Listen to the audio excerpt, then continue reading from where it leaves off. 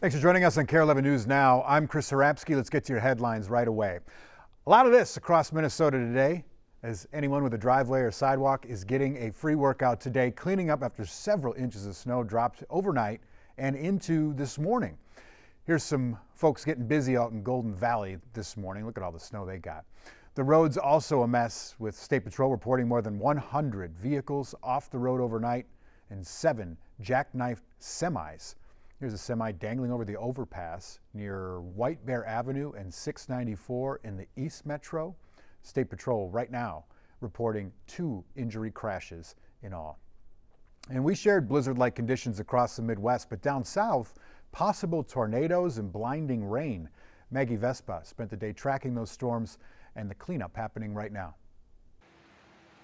Hey there from a newly snowy Rochester, Minnesota. All of this falling new overnight at a rate of up to 1 inch per hour, and it's still coming down. On top of that, we've had wind gusts topping out around 50 miles per hour, blowing the snow all over the roads, making this an even harder job for plow drivers. And this is just one layer in this massive system that's wreaking havoc across the country, specifically down in Mississippi, where we saw really heavy rain and winds. Authorities say at least 2 people are dead and a third person is hospitalized thanks to falling trees and falling power lines. We're still waiting on confirmation from authorities as to whether those were indeed weather related, but obviously really tragic scenes there. We also saw really extreme, severe straight line winds across Oklahoma and Texas. 7 tornadoes confirmed in Oklahoma at this point. Over in Texas, we saw the roof ripped off of a high school. We saw small planes tossed around, so a lot of people working to clean up and repair what they can and recover in those areas as well. And then finally, in New Orleans, even Mardi Gras celebrations were cut short. Revelers going inside early, making the most of what they could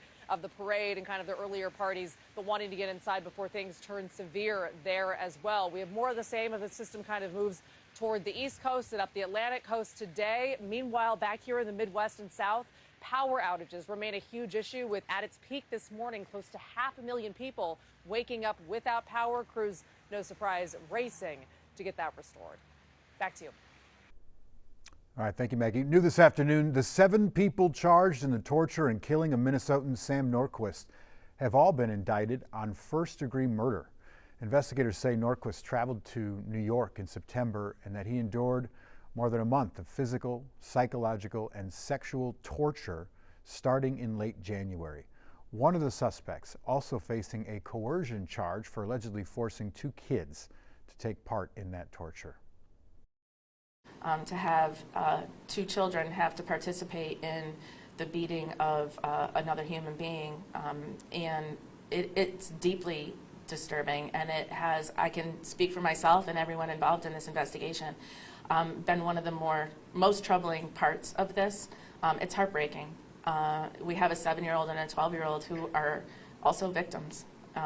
They may have been forced to participate, but their lives are forever changed by what they saw and endured in there. And so we're here not just for Sam, but we're here to seek justice for those 2 children also. Charges carry a sentence of life without parole if found guilty, the steepest penalty that is available in the state of New York.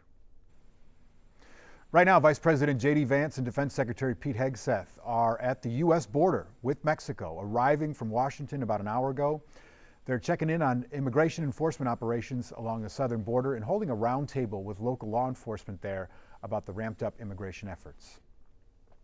Fresh off a fiery speech to a joint session of Congress, President Donald Trump is reiterating his claim that the U.S. will take in trillions of dollars from tariffs, again, which are taxes paid by U.S. importers and often added to the price of products sold to Americans.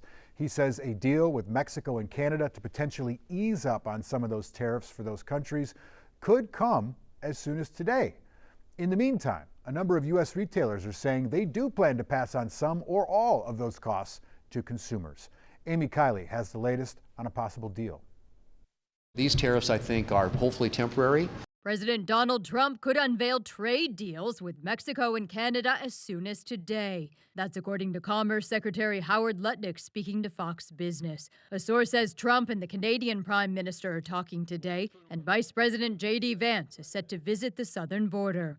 Lutnick says the deals probably won't mean pausing the 25% tariffs on Mexican and nearly all Canadian goods that started yesterday. All of our wholesalers are letting us know, hey, the prices are going to go up. Some businesses say they'll have to raise prices due to those tariffs and a now 20% duty on Chinese imports. Target CEO tells CNBC its produce could cost more starting this week, since a lot of it is from Mexico. Best Buy's CEO warns of price hikes too, because it gets many electronics from Mexico and China. Other retailers echo those statements. We're going to have to raise our prices. The impact to the vehicle is anywhere from $8,000 to even $12,000 per vehicle. Mexico's president says she plans to announce retaliatory measures Sunday. Canada is imposing a 25% tariff on some U.S. goods now, with plans to include more later. We will be united, and we will fight back, and we will win. Some Trump voters say they hope he'll keep his campaign promise to lower prices. I'm willing to give him the time because I feel he'll be able to do it.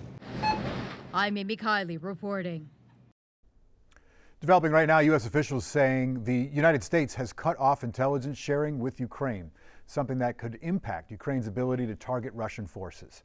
It is the latest negotiating tactic from the Trump administration after the Oval Office spat with Ukrainian President Volodymyr Zelensky. Zelensky just sent a letter to the president, something Trump mentioned in the address to Congress last night, expressing a willingness to come back to the negotiating table over the Russia-Ukraine war.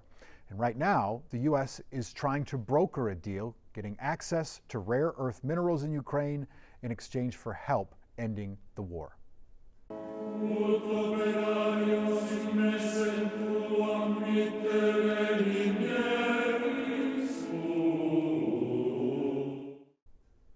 Ash Wednesday services underway around the world, including in Vatican City, where Pope Francis is still hospitalized battling a double pneumonia infection.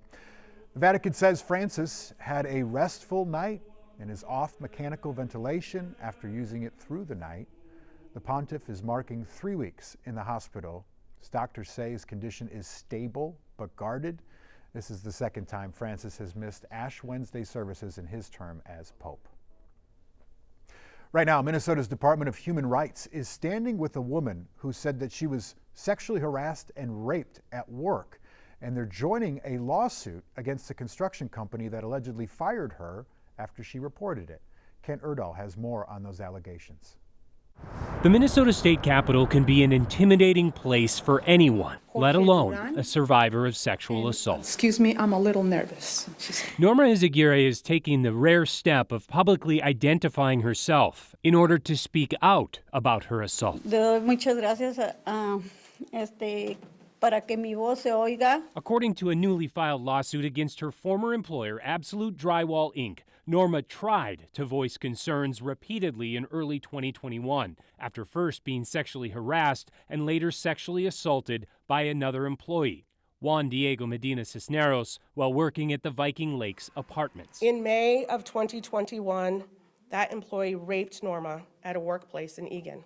At the end, Absolute Drywall fired Norma because she reported the sexual harassment to the company. Human Rights Commissioner Rebecca Lucero says that is a violation of Minnesota's Human Rights Act, and it's why the state is now joining the lawsuit. Our complaint filed in Dakota County District Court today demands that Absolute Drywall make transformational changes and pay Norma for damages. Lucero says they're also hoping to send a message industry-wide. A recent study shows Minnesota has one of the highest percentages of women working in construction, but another found that nearly 1 in 4 women in the industry say they experience near constant sexual harassment. We're here today because Norma had the courage to speak up. And she is here to inspire others. Espero que al defenderme y alcanzar la vez otras mujeres se sientan poderadas, contar su historia, que todos los empleadores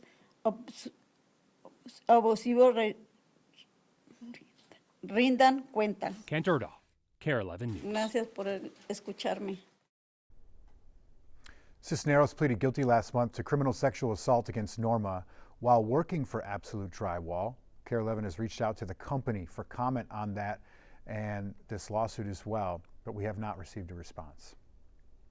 On our way to break, Hawaii's Kilauea volcano erupting as we speak, and it's been doing so since before Christmas.